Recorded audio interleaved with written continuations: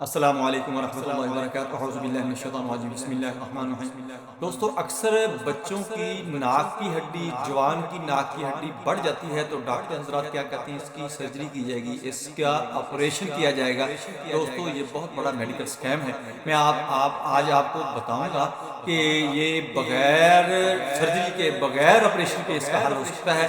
دوستو، پہلے نمبر پہ تو یہ چھوٹی عمر میں کروانا ہی نہیں چاہیے، کیونکہ چھوٹی عمر میں جب ہم کروا لیتے ہیں دوبارہ جو بونز ہوتی ہیں، ہماری ہڈیاں ہوتی ہیں، بچے کا جو جسم ہوتا ہے وہ بڑھنا شروع ہو جاتا ہے، تو دوبارہ پھر ہڈی اس سے بھی زیادہ بڑھ جاتی ہے، نقصان دہ بڑھ جاتی ہے۔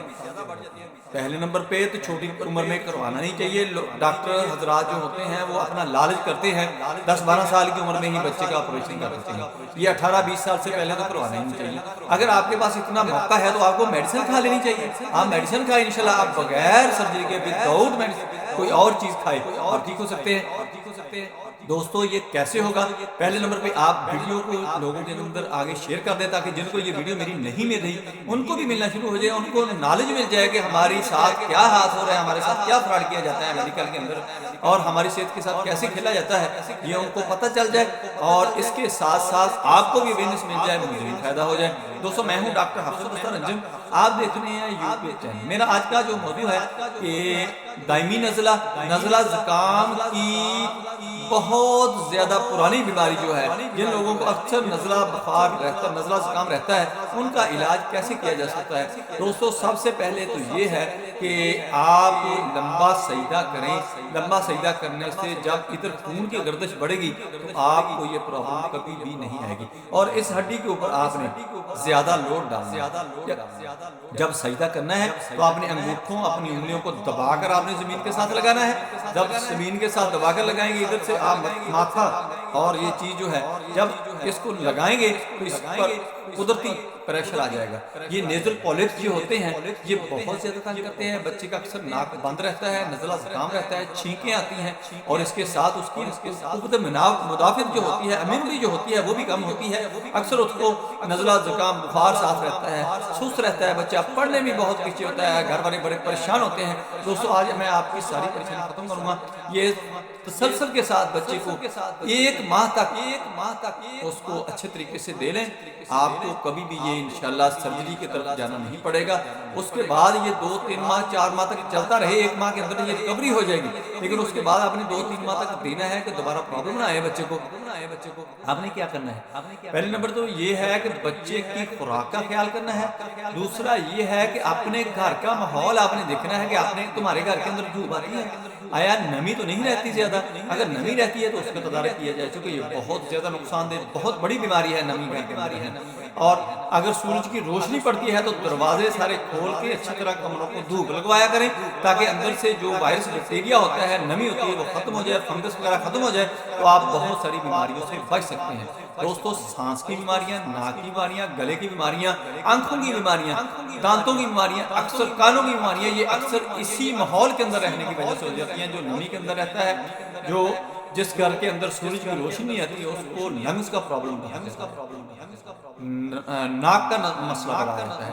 دوستو، اس سے بچائیں، اس کی خوراک کا خیال کریں کہ وہ کون سی خوراک کھا رہا ہے، کیمیکل والی خوراک تمام کی تمام بند کر دیں۔ جو فروزن فروٹ ہے، جو پروسیسنگ فوڈ ہے، جو پیکنگ میں فروٹ آتا ہے، جو کاربونیٹڈ ڈرنک ہے، یہ فیزی ڈرنک ہے، انرجائٹک ڈرنک جو ہے، ساری کی ساری بند کریں اس بچے کی، اس کو ان چیزوں سے کنٹرول کریں، اور اس کا یہ ٹیسٹ چینج کریں۔ ہم خود ہی ٹیسٹ بچوں کو لگا لیتے ہیں، تو بچوں کو گھر والی چیزیں جو ہوتی ہیں وہ بدی سی لگتی ہیں، وہ مزہ نہیں آتا ان کو، وہ کبھی کس طرف بھاگے گا کہ میں فلاں چیز کھاؤں، کبھی کس طرف بھاگے گا کہ میں فلاں چیز کھاؤں۔ بہتر یہی ہے کہ بچے کو پہلے ہی ٹیسٹ جو ہے اس کا محدود رکھا جائے۔ اب اگر لگ چکا ہے تو آہستہ آہستہ اس کو پیچھے ہٹاتے ہیں، اس کو اس سے بچائیں، اور بچے کو نماز پڑھنے کی تلقین کریں۔ اگر نماز بچہ بالکل ہی چھوٹا ہے تو اس کو بھی یہ ایکسرسائز کروائیں کہ سجدے کے اندر جائے، بچے کو پورا سجدہ کروائیں۔ نماز پڑھنے والی جو عمر ہے بچے کی، نماز کی اس کو عادت بنائیں، اس کو کہیں لمبا سجدہ کرے، خشوع کے ساتھ نماز پڑھیں۔ پھر اس کے ساتھ ساتھ دوستو آپ نے کیا کرنا ہے کہ آپ نے ادرک اور لہسن، یہ دونوں آپ نے مکس کر لینے ہیں، اس کے ساتھ پودینہ ڈالیں، یہ بھی بہتر ہے۔ یہ آپ نے ہم وزن لے لینے ہیں، پودینہ، ادرک، لہسن، یہ تینوں چیزیں آپ نے ہم وزن لینی ہے۔ ہم وزن لے کر ان کو آپ نے تھوڑا سا اس کے اندر سبز دھنیا ڈالیں، سبز مرچ تھوڑی سی ڈال کے اس کو چٹنی کی شکل میں بنا لیں۔ بچے کو گھی کے اندر کبھی ڈال کے روٹی کو رکھ کر کھانے کے لیے دے دی، کبھی اس کو روٹی کے اندر ڈال کر جیسے مولیوں کا پراٹھا نہیں بناتے وہ بنا کر بچے کو دے دیا، کبھی اس کو رائتا بنا کر دے دیا۔ یہ آپ نے ٹیسٹ چینج کر کے میں نے اس لیے بتایا ہے کہ بچہ کھاتا نہیں ہے، بچہ پھر رغبت اس کی ختم ہو جاتی ہے۔ آپ نے اس کو ٹیسٹ چینج کر کے آپ نے کھلاتے رہنا ہے۔ اور اس کے ساتھ اس کا ایک اور بھی حل ہے، اگر یہ ایسے نہیں کھاتا تو پھر آپ نے ایک کپ جو قہوے کا ہے وہ آپ نے اس کو بنا کر دینا ہے کہ اس کے اندر آپ نے لہسن کی جو 2 تریاں ہیں، 3 انچی لمبی ٹکڑی جو ہے دار چینی کی آپ نے لینی ہے، اور 1 انچ لمبی ٹکڑی آپ نے ادرک لینی ہے، چھوٹی چھوٹی ٹکڑیاں کر کے اس کی آپ نے اس کے اندر ڈال لینی ہے۔ اور 8 سے 10 پتے جو ہیں وہ آپ نے پودینے کے اس کے اندر ڈال دینے ہیں، 2 سبز الائچی آپ نے ڈالنی ہے، اور اس کا قہوہ بنا کر اس بچے کو آپ نے صبح دوپہر شام دینا شروع کر دینا ہے۔ اور اس کے ساتھ صرف آپ نے یہ کرنا ہے کہ سجدے والی ایکسرسائز کروانی ہے، اس کو دھوئیں سے، نمی سے، سورج کی جس جگہ پر روشنی نہیں آتی اس کمروں کے اندر سے آپ نے اس کو محتاط رکھنا ہے، اور اس کا خیال کرنا ہے کہ آپ کے کمروں کے اندر روشنی جانا شروع ہو جائے۔ اس بچے کا یہ نیزل پولیپس کا، ناک کی ہڈی بڑی ہوئی کا، ناک کا جو مسئلہ ہوگا سارے کا سارا حل ہو جائے گا۔ دوستوں میری ویڈیو پسند آئے اس کو لائک کر لیں، اگر لائک نہیں کرنا، اگر آپ کو پسند نہیں آئی تو اس کو ڈس لائک بھی کر سکتے ہیں، لوگوں کے اندر شیئر کر دیں، بیل آئیکن کو پریس کریں، میرے چینل کو سبسکرائب کریں۔ اپنا خیال رکھیں، stay connected, stay happy, stay healthy. اللہ حافظ، السلام علیکم ورحمۃ اللہ وبرکاتہ۔